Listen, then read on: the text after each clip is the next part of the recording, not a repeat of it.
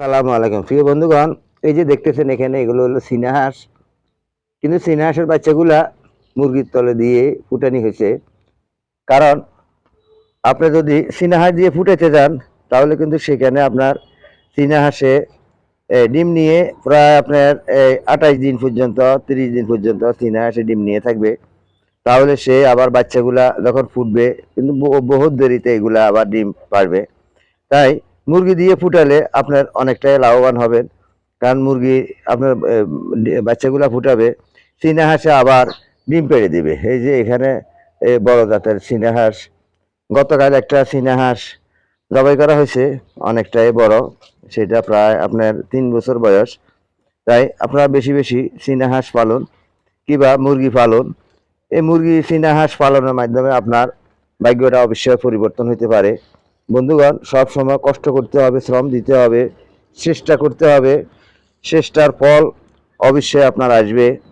তাই আপনারা চীনা হাঁস এগুলা কিন্তু ডাঙ্গায়, এগুলা বাড়ির উপরে এগুলা কিন্তু পালন করা যায়। এগুলা পানি লাগে না, এটা পানিবিহীন ভাবে আপনি পালন করতে পারবেন। এই যে দেখেন এখানে চীনা হাঁস, এখানে চীনা হাঁস, ওইদিকে চীনা হাঁস, ওই যে দেখা যাচ্ছে ওইদিকে চীনা হাঁস, এই যে এখানে চীনা হাঁস, ওই যে চীনা হাঁস, আর আরো চীনা হাঁস আছে এখানে দেখতেছেন। এই যে এখানে চীনা হাঁস, এগুলা কিন্তু এখানে একটা প্লাস্টিকের গাবলার মাধ্যমে পানি দেওয়া হয়েছে। এই পানিগুলাতে এরা গোসল করতেছে। কারণ এগুলা যদি ছেড়ে দেয় তাহলে ওইখানে কিন্তু পাবনাতে কিন্তু শিয়াল বেশি, পাবনাতে শিয়ালের আনাগোনা বেশি।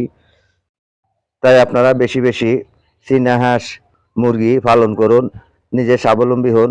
স্বাবলম্বী হইতে হইলে আপনাকে ধৈর্য ধারণ করতে হবে, কষ্ট করতে হবে, কষ্টের ফল অবশ্যই আসবে। তাই আপনারা চীনা হাঁসের ডিমগুলা বেশিরভাগ মুরগি দিয়ে ফুটানোর জন্য চেষ্টা করবেন, তাহলে চীনা হাঁস আবার দ্রুত ডিম পেড়ে দিবে। সকলকে সেই প্রত্যাশা নিয়ে এখান থেকে বিদায় নিচ্ছি। আসসালামু আলাইকুম ওয়া রাহমাতুল্লাহি ওয়া বারাকাতুহু।